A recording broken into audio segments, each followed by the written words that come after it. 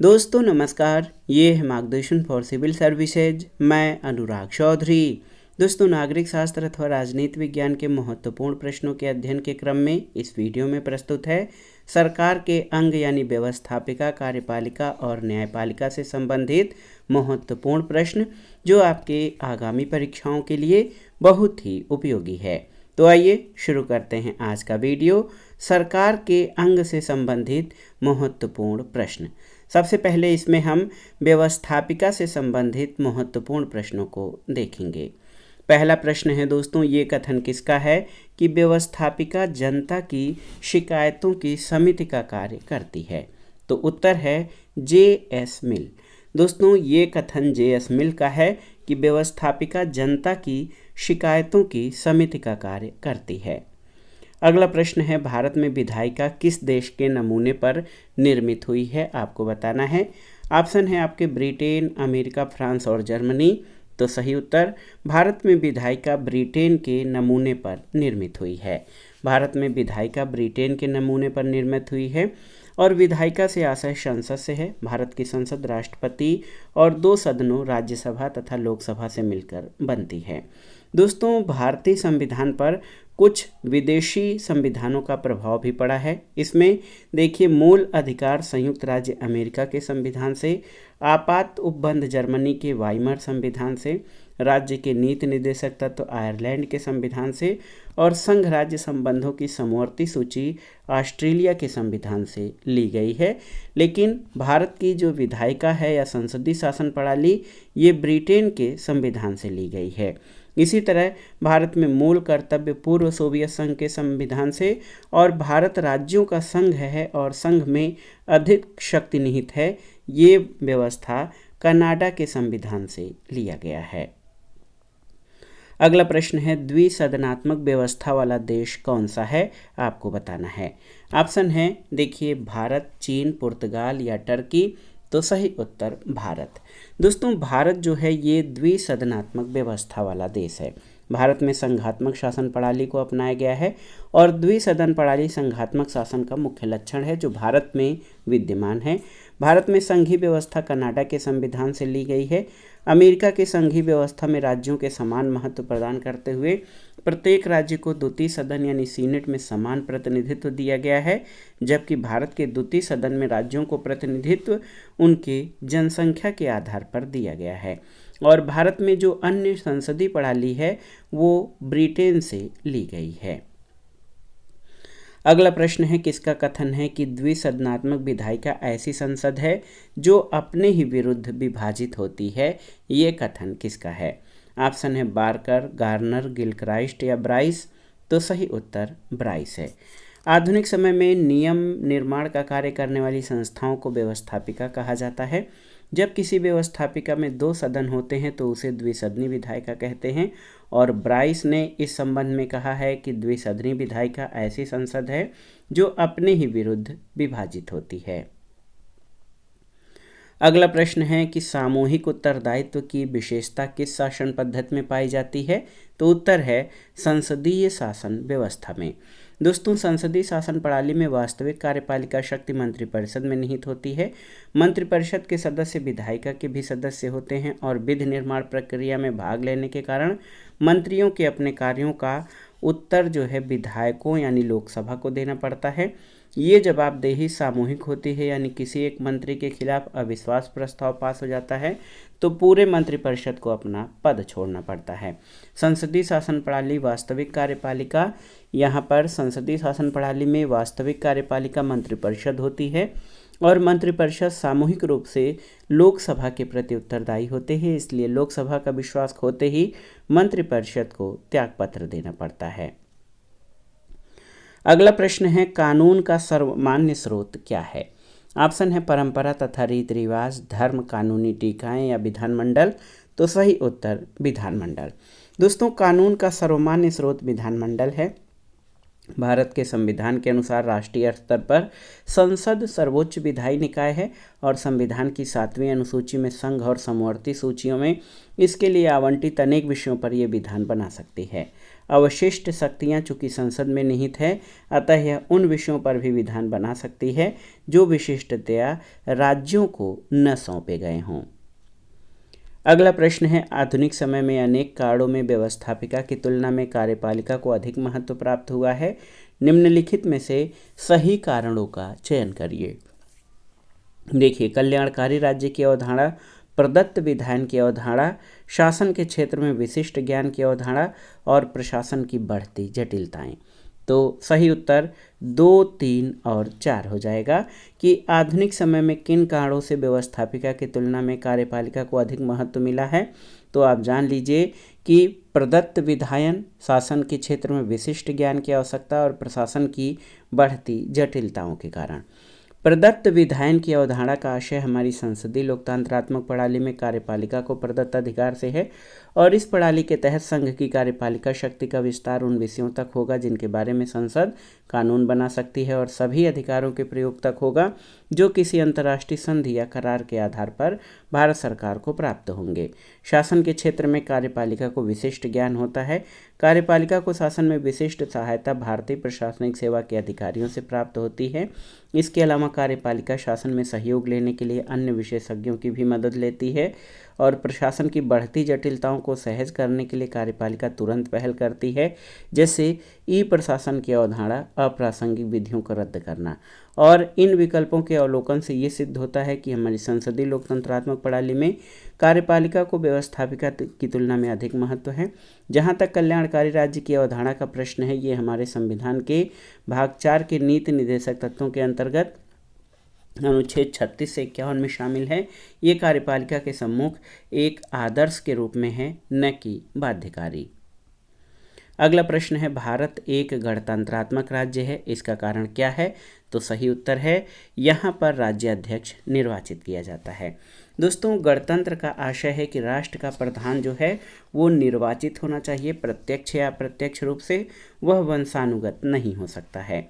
कूले के अनुसार गणराज्य शासन प्रणाली जन निर्वाचित प्रतिनिधियों की शासन प्रणाली होती है और न्यायमूर्ति हिदायतुल्लाह के शब्दों में गणराज्य एक ऐसा राज्य होता है जिसमें अंतिम विश्लेषण में सर्वोच्च शक्ति जनता में, न कि राजा में, जैसे किसी एक व्यक्ति में निहित हो।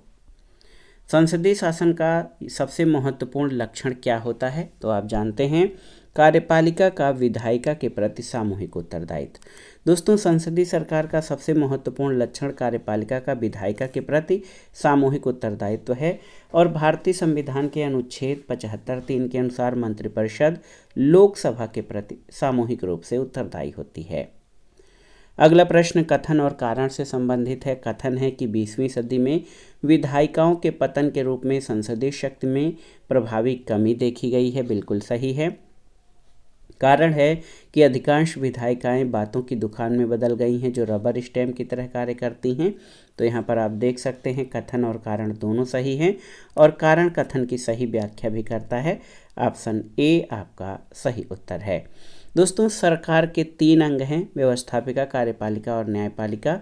व्यवस्थापिका इसमें सबसे महत्वपूर्ण है क्योंकि वह राज्य के लिए कानून का निर्माण करती है जिसे कार्यपालिका लागू करती है और न्यायपालिका इन्हीं कानूनों के आधार पर न्याय प्रदान करती है।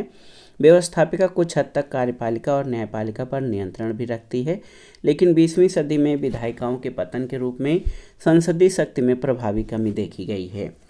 विधानमंडल अब कानूनों पर स्वस्थ विचार विमर्श का स्थान न होकर संकीर्ण मानसिकता के प्रदर्शन और ओछी हरकतों का अड्डा बन गए हैं।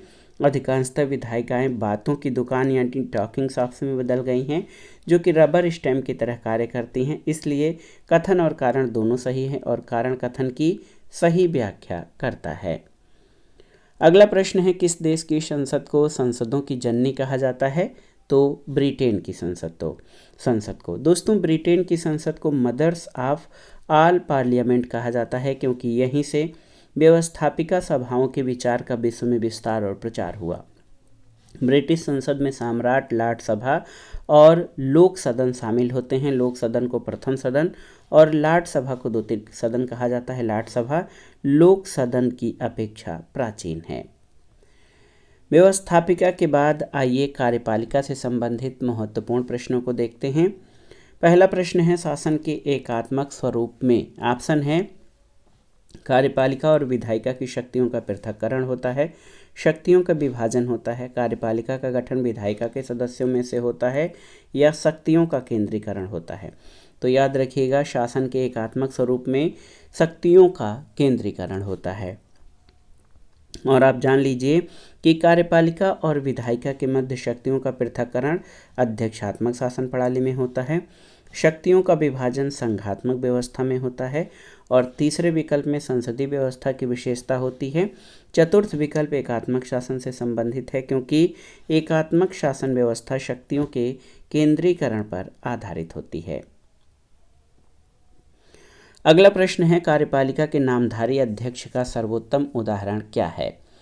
ऑप्शन है आपके अमेरिका, रूस, इंग्लैंड या चीन। तो सही उत्तर इंग्लैंड।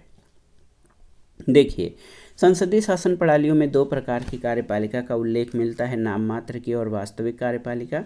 इंग्लैंड में नाम मात्र की कार्यपालिका राजा को कहा जाता है और वास्तविक कार्यकारी शक्तियों का प्रयोग प्रधानमंत्री के नेतृत्व में मंत्रिपरिषद करती है।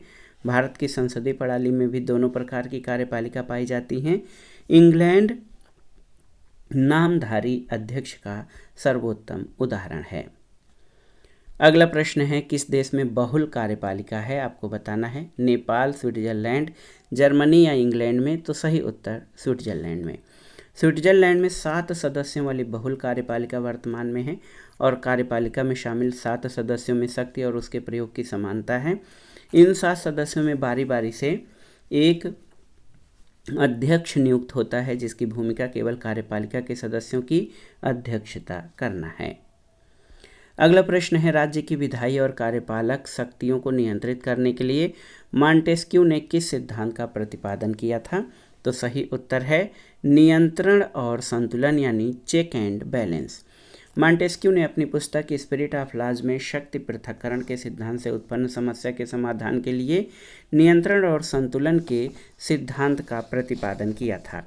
इस सिद्धांत का सूत्र ये है कि व्यक्ति की स्वतंत्रता के लिए शासन के अंगों के बीच शक्तियों का पृथक्करण होना चाहिए, साथ ही प्रशासनिक संचालन सुचारू रूप से बना रहे, इसलिए प्रत्येक अंग का अन्य अंग की शक्तियों का भाग होना चाहिए और उनके कार्यों पर कुछ नियंत्रण होना चाहिए।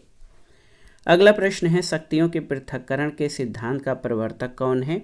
तो आप जानते हैं ये मॉन्टेस्क्यू है। दोस्तों, शक्ति पृथक्करण के सिद्धांत का प्रवर्तन मॉन्टेस्क्यू ने किया था। विधायिका, कार्यपालिका और न्यायपालिका के मध्य शक्तियों का पृथक्करण व्यक्ति की स्वतंत्रता के संरक्षण के लिए मॉन्टेस्क्यू सबसे महत्वपूर्ण मानता है। इस सिद्धांत के कुछ संकेत लाक की पुस्तक सिविल गवर्नमेंट में मिलते हैं और ब्रिटेन के एक विधिशास्त्री ब्लैक स्टोन ने भी शक्ति के पृथक्करण के सिद्धांत का बाद में विस्तार से विवेचन किया था।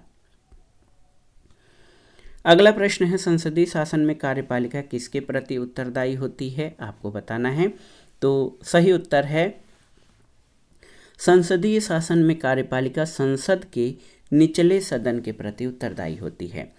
दोस्तों, संसदीय शासन व्यवस्था में प्रायः 2 सदन पाए जाते हैं, जिनमें एक को प्रथम और निम्न सदन यानी लोकप्रिय सदन और दूसरे को द्वितीय और उच्च सदन कहा जाता है।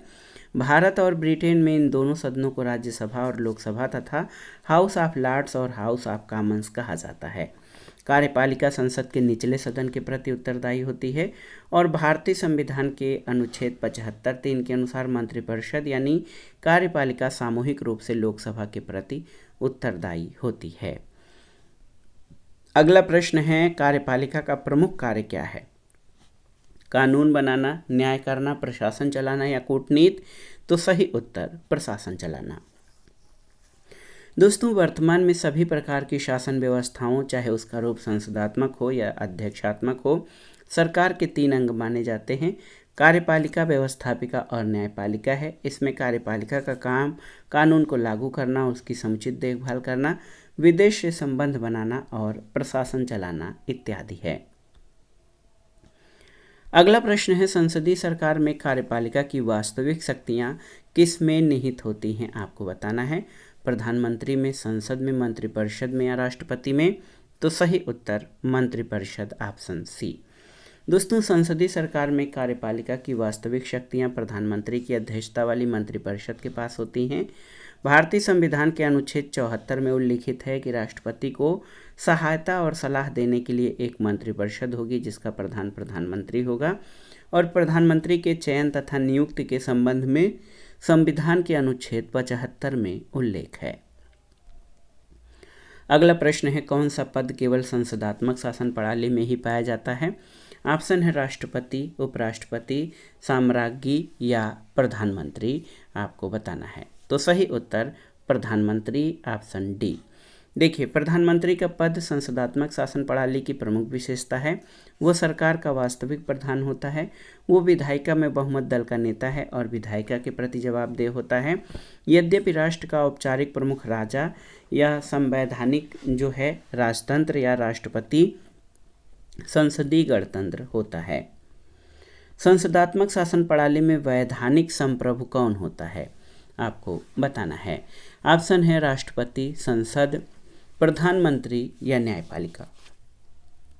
सही उत्तर क्या हो जाएगा? संसद, ऑप्शन बी। दोस्तों, संसदात्मक शासन प्रणाली में वैधानिक संप्रभु संसद होती है। इसका बेहतरीन उदाहरण ब्रिटेन है। ब्रिटेन की संसद की शक्तियों पर कम से कम सिद्धांत के रूप में कोई रोक नहीं है क्योंकि वहाँ पर कोई लिखित संविधान नहीं है। भारत के संविधान में संपूर्ण प्रभुत्व संपन्न शक्तियां निहित करने के संबंध में कोई विशिष्ट उपबंध नहीं है, किंतु संविधान की उद्देशिका में ये कहकर कि हम भारत के लोग इस संविधान को अंगीकृत, अधिनियमित और आत्मार्पित करते हैं, तो इसके द्वारा संविधान निर्माताओं ने स्पष्ट कर दिया था कि संप्रभुता का निवास भारत के लोगों में है। अगला प्रश्न है, शून्य आधार बजट या जीरो बेस बजट की प्रक्रिया को कब से लोकप्रियता प्राप्त हुई? आपको बताना है। महत्वपूर्ण प्रश्न है। तो सही उत्तर जिमी कार्टर द्वारा जॉर्जिया के बजट द्वारा। दोस्तों, शून्य आधार बजट की प्रक्रिया को 1973 में जॉर्जिया के गवर्नर जिमी कार्टर ने पीटर पीहर की सहायता से शून्य आधार बजट आरंभ किया था। अगला प्रश्न है, लोक प्रशासन पर संसदीय नियंत्रण के लिए कौन सा तरीका उपयुक्त नहीं है? आपको बताना है। वाद विवाद तथा बहस, स्थगन प्रस्ताव, अविश्वास प्रस्ताव या सदन से बहिर्गमन। तो सही उत्तर सदन से बहिर्गमन। लोक प्रशासन पर संसदीय नियंत्रण के लिए अनेक प्रक्रियागत उपाय हैं, जैसे स्थगन प्रस्ताव यानी एडजर्नमेंट मोशन, ध्यानाकर्षण सूचनाएं यानी कॉलिंग अटेंशन, अल्पकालीन चर्चाएं और नियम 377 के अधीन उल्लेख। इसी तरह सदस्य सार्वजनिक रुचि के मामलों पर चर्चाएं उठाने के लिए विभिन्न प्रस्ताव यानी मोशन और संकल्प यानी रेजोल्यूशन पेश कर सकते हैं और सदन तथा सरकार का ध्यान उनकी ओर दिला सकते हैं। संसद में वाद विवाद आरंभ करने के लिए उक्त उपायों के प्रयोग के लिए दोनों सदनों के प्रक्रिया नियमों में शर्तें दी गई हैं। सदन से बहिर्गमन लोक प्रशासन पर संसदीय नियंत्रण के लिए उपयुक्त तरीका नहीं है। अगला प्रश्न है, सत्ता का विलय एक विशेषता है किसकी? संसदीय सरकार की, अध्यक्षीय सरकार की, दोनों की या इनमें से कोई नहीं? तो सही उत्तर याद रखिएगा, संसदीय सरकार की। दोस्तों, सत्ता का विलय संसदीय सरकार की विशेषता है क्योंकि संसदीय सरकार में कार्यपालिका और विधायिका आपस में मिली होती हैं, यानी विधायिका के सदस्य ही कार्यपालिका का गठन करते हैं और कार्यपालिका विधायिका के प्रति उत्तरदायी होती है। तो सत्ता का विलय संसदीय सरकार की प्रमुख विशेषता है। अगला प्रश्न है, कौन अल्पसंख्यकों के प्रतिनिधित्व की पद्धति नहीं है? आनुपातिक प्रतिनिधित्व, संचित मत प्रणाली, सीमित मत प्रणाली या सार्वभौमिक मत प्रणाली? तो याद रखिएगा, सार्वभौमिक मत प्रणाली अल्पसंख्यकों के प्रतिनिधित्व की पद्धति नहीं है। सार्वभौमिक मताधिकार प्रणाली अल्पसंख्यकों के प्रतिनिधित्व की पद्धति नहीं है। इस प्रणाली के तहत बहुमत यानी सबसे अधिक मत प्राप्त करने वाले प्रत्याशी को विजयी घोषित किया जाता है, इसलिए इस प्रणाली में अल्पसंख्यकों को पर्याप्त प्रतिनिधित्व नहीं प्राप्त हो पाता। आनुपातिक प्रतिनिधित्व प्रणाली, सीमित मत प्रणाली, संचित या एकत्रित मत प्रणाली, पृथक निर्वाचन प्रणाली या सांप्रदायिक प्रतिनिधित्व प्रणाली, सुरक्षित स्थान युक्त निर्वाचन प्रणाली के तहत अल्पसंख्यकों को भी उचित प्रतिनिधित्व प्राप्त होता है। अगला प्रश्न है, एक संसदीय प्रकार की सरकार में कौन वास्तविक कार्यकारी शक्तियों का उपभोग करता है? तो सही उत्तर मंत्रिमंडल। दोस्तों, संसदीय प्रकार की सरकार में वास्तविक कार्यकारी शक्तियों का प्रयोग मंत्रिमंडल करता है। संसदीय सरकार में राज्य प्रमुख यानी राष्ट्रपति नाम मात्र की शक्तियों का प्रयोग करता है। वास्तविक शक्ति प्रधानमंत्री के नेतृत्व में मंत्रिमंडल में निहित होती है और ये मंत्रिमंडल यानी कार्यपालिका लोकप्रिय सदन यानी लोकसभा के प्रति उत्तरदायी होती है। अगला प्रश्न है, कार्यपालिका का प्रमुख कार्य क्या है, आपको बताना है। बहुत ही महत्वपूर्ण प्रश्न है। तो सही उत्तर आप जान लीजिए, कार्यपालिका का प्रमुख कार्य कानून को लागू कराना है। दोस्तों, भारत में संसदीय लोकतंत्र प्रणाली अपनाई गई है। इस प्रणाली में कार्यपालिका शक्ति मंत्रिमंडल में निहित है और कार्यपालिका का प्रमुख कार्य कानून को लागू कराना है। संविधान के अनुच्छेद 73 के अधीन संघ की कार्यपालिका शक्ति का विस्तार उन विषयों तक होगा जिनके बारे में संसद कानून बना सकती है और उन सभी अधिकारों के प्रयोग तक होगा जो किसी अंतर्राष्ट्रीय संधि या करार के आधार पर भारत सरकार को प्राप्त होंगे। कार्यपालिका के बाद आइए न्यायपालिका यानी जुडिशरी से संबंधित महत्वपूर्ण तथ्यों और प्रश्नों को देखते हैं। पहला प्रश्न है, जब भारतीय न्यायिक व्यवस्था में लोकहितवाद यानी PIL आया तब भारत के मुख्य न्यायमूर्ति कौन थे?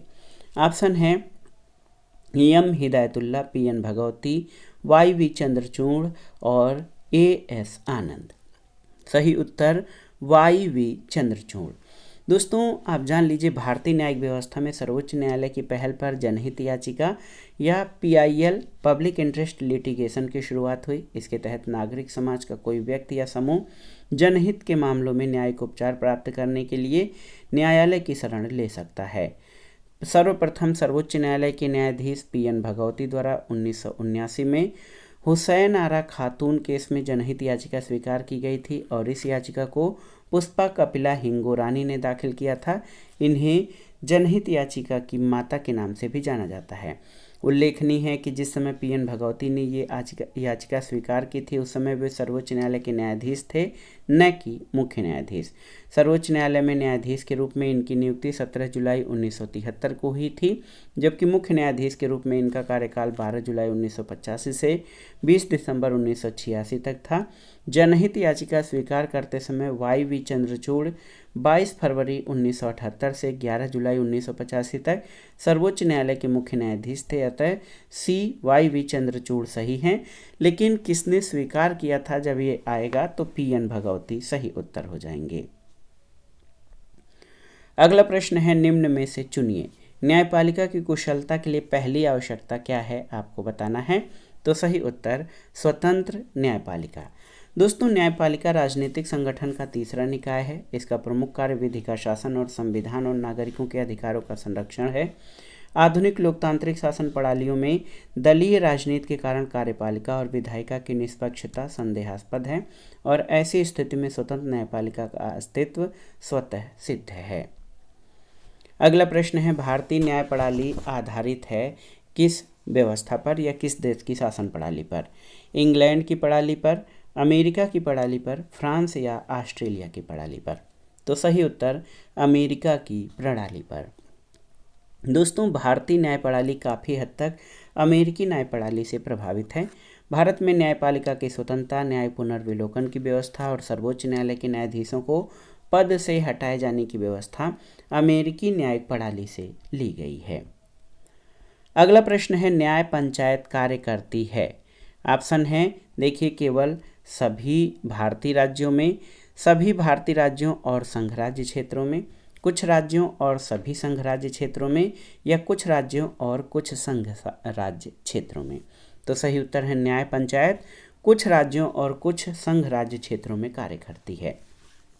दोस्तों, कुछ गांव की ग्राम सभाओं या ग्राम पंचायतों के लिए एक न्याय पंचायत का गठन किया गया है। न्याय पंचायत के संगठन संबंधी नियम राज्यों में पृथक पृथक हैं। ये कुछ राज्यों और कुछ संघ राज्य क्षेत्रों में ही कार्य करती है। साधारणतया संबंधित ग्राम पंचायतें न्याय पंचायत का चुनाव करती हैं। दोस्तों, न्याय पंचायतें ग्रामीणों के लघु सिविल और क्रिमिनल विवादों को सुनती हैं और निर्णय देती हैं। निर्णय में वह एक निश्चित धनराशि तक जुर्माना भी कर सकती हैं, लेकिन कारावास का दंड नहीं दे सकती। ग्रामीणों के छोटे छोटे पारस्परिक विवादों को स्थानीय स्तर पर बिना किसी व्यय तथा परेशानी के हल करना ही न्याय पंचायतों का उद्देश्य है। और न्याय पंचायत के निर्णय के विरुद्ध साधारणतया अपील नहीं होती, लेकिन कुछ राज्यों में विशेष मामलों में मुंसिफ अथवा निम्न अदालतों में न्याय पंचायत के निर्णयों के विरुद्ध अपील की जा सकती है और उपयुक्त अदालतों को उसके निर्णय को निरस्त करने का अधिकार है।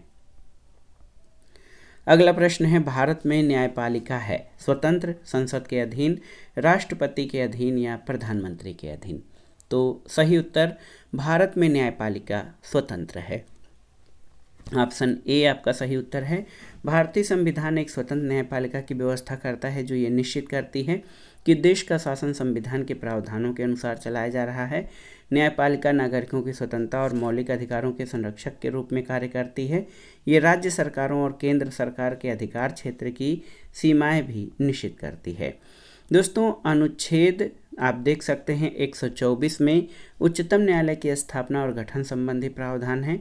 कार्यकारी मुख्य न्यायमूर्ति की नियुक्ति का उल्लेख अनुच्छेद 126 में है और उच्चतम न्यायालय का अभिलेख न्यायालय होना अनुच्छेद 129 में वर्णित है। अगले प्रश्न पर आते हैं कि संघीय व्यवस्था में किस संस्था को संविधान का संतुलन चक्र माना जाता है? विधायिका, मंत्रिमंडल, न्यायपालिका या प्रेस? तो सही उत्तर न्यायपालिका को। दोस्तों, न्यायपालिका को संघीय व्यवस्था में संविधान का संतुलन चक्र माना जाता है। न्यायपालिका किसी भी जनतंत्र के लिए 3 प्रमुख अंगों में से एक है। अन्य 2 अंग कार्यपालिका और व्यवस्थापिका हैं। न्यायपालिका संप्रभुता संपन्न राज्य की तरफ से कानून का सही निकालती है और कानून के अनुसार न चलने वालों को दंडित करती है।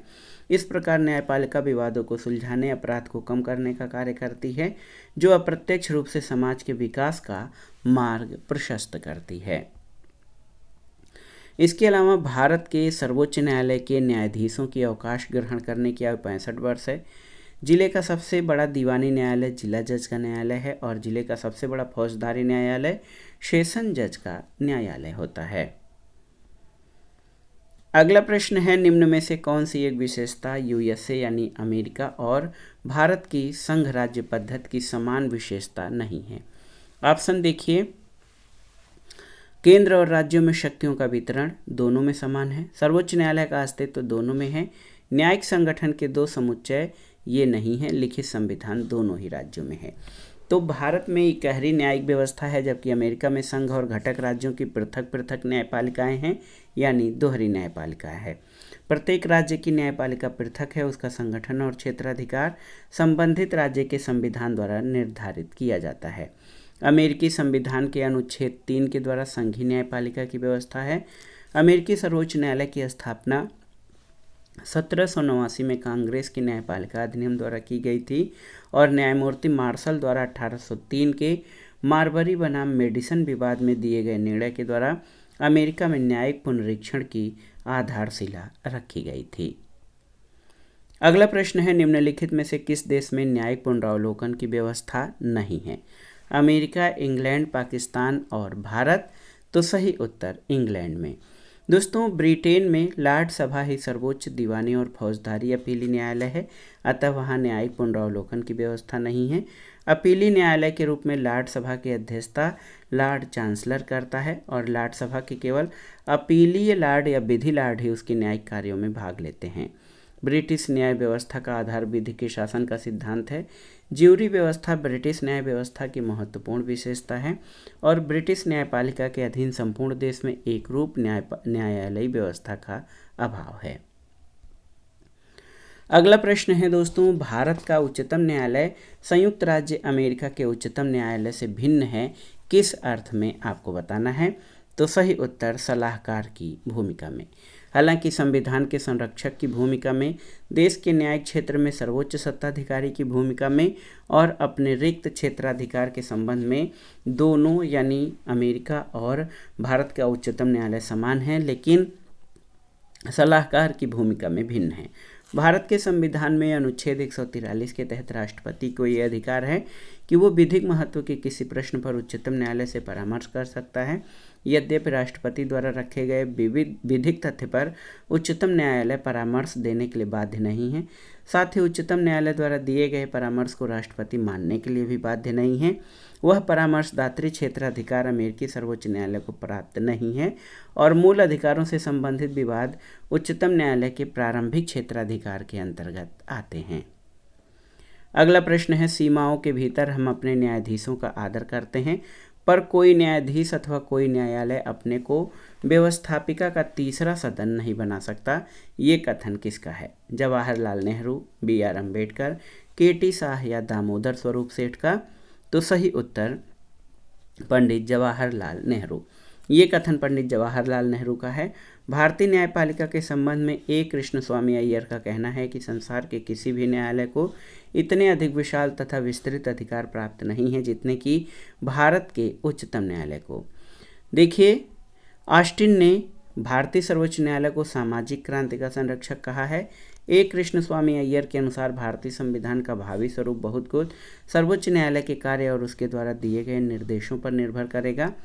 MB पायली का विचार है कि अपनी विधिक और व्यापक शक्तियों के कारण सर्वोच्च न्यायालय देश के न्याय क्षेत्र में सर्वोच्च संस्था है और देश के संविधान और कानूनों का संरक्षक है।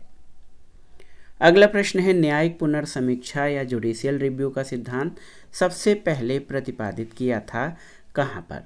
तो सही उत्तर है अमेरिका में।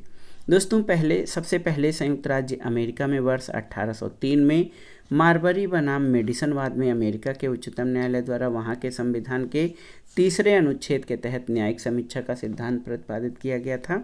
इस ऐतिहासिक वाद में दिए गए निर्णय के परिणामस्वरूप अमेरिका की कांग्रेस द्वारा पारित कानूनों के संविधान सम्मत न होने पर वहां के उच्चतम न्यायालय द्वारा उन्हें रद्द किया जा सकता है।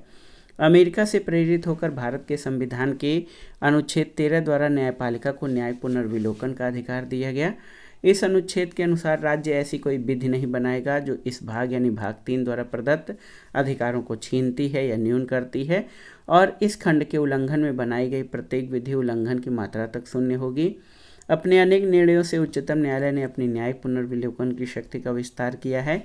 केशवानंद भारतीवाद में दिए गए निर्णय के अनुसार अगर संसद द्वारा बनाई गई कोई विधि या संवैधानिक संशोधन संविधान के आधारभूत ढांचे का उल्लंघन करता है तो उसे उच्चतम न्यायालय द्वारा अमान्य घोषित किया जा सकता है। अगला प्रश्न है, न्यायिक पुनरावलोकन की व्यवस्था नहीं है कहाँ पर? आपको बताना है। अमेरिका में, भारत में, इंग्लैंड में या फ्रांस में? तो सही उत्तर इंग्लैंड में न्यायिक पुनरावलोकन की व्यवस्था नहीं है। दोस्तों, न्यायिक पुनरावलोकन का तात्पर्य है कि न्यायपालिका को विधायिका द्वारा पारित कानूनों अथवा कार्यपालिका के कृत्यों की समीक्षा करने की शक्ति। इंग्लैंड में संसद सर्वोच्च है और उसके द्वारा बनाए गए कानूनों को न्यायपालिका द्वारा अवैध नहीं घोषित किया जा सकता है, इसलिए इंग्लैंड में न्यायिक पुनरावलोकन की व्यवस्था नहीं है। USA में वहाँ के उच्चतम न्यायालय को वहाँ की विधायिका यानी कांग्रेस द्वारा पारित कानूनों को संविधान के उल्लंघन करने की दशा में अवैध घोषित करने की शक्ति प्राप्त है। USA से प्रेरित होकर भारत में न्यायपालिका को न्यायिक पुनरावलोकन की शक्ति दी गई है। फ्रांस में संवैधानिक परिषद द्वारा वहाँ की विधायिका द्वारा पारित कानूनों पर वहाँ की राष्ट्रपति की स्वीकृति से पूर्व उनकी संविधान सम्मत होने की जांच करने की शक्ति प्राप्त है। अगला प्रश्न है, बहुत ही महत्वपूर्ण है। आप देख सकते हैं कि विधि की उचित प्रक्रिया किस देश की न्याय व्यवस्था का आवश्यक लक्षण है? अमेरिका, ब्रिटेन, चीन और भारत। तो सही उत्तर संयुक्त राज्य अमेरिका, ऑप्शन ए। दोस्तों, अमेरिकी संविधान में कानून की उचित प्रक्रिया यानी ड्यू प्रोसेस ऑफ लॉ शब्दावली अपनाया गया है, जबकि भारतीय संविधान में जापानी संविधान की शब्दावली कानून द्वारा स्थापित प्रक्रिया यानी प्रोसीजर इस्टेब्लिश्ड बाय लॉ को अपनाया गया है। तो इस आधार पर आप कह सकते हैं कि जो अमेरिकी संविधान है वहाँ पर जो है विधि की उचित प्रक्रिया के सिद्धांत को अपनाया गया है। तो दोस्तों, ये था आज का वीडियो। नागरिक शास्त्र अथवा राजनीति विज्ञान के महत्वपूर्ण प्रश्नों के अध्ययन के क्रम में सरकार के अंग यानी विधायिका, कार्यपालिका और न्यायपालिका से संबंधित महत्वपूर्ण प्रश्नों का रिवीजन, जो आपके आगामी विभिन्न परीक्षाओं जैसे TGT, PGT, LT grade government inter college प्रवक्ता, गवर्नमेंट डिग्री कॉलेज, उच्चतर शिक्षा असिस्टेंट प्रोफेसर, केंद्रीय विद्यालय संगठन, दिल्ली अधीनस्थ सेवा चयन द्वारा आयोजित परीक्षाओं के साथ नेट जेआरएफ राजनीति विज्ञान के लिए ये प्रश्न बहुत ही उपयोगी हैं। आप इन प्रश्नों को तैयार कर लीजिएगा। वीडियो आपको कैसा लगा हमें कमेंट बॉक्स में ज़रूर बताइएगा। वीडियो को लाइक करें, शेयर करें और इस चैनल मार्गदर्शन फॉर सिविल सर्विसेज को सब्सक्राइब करें। वीडियो देखने के लिए धन्यवाद दोस्तों। नमस्कार।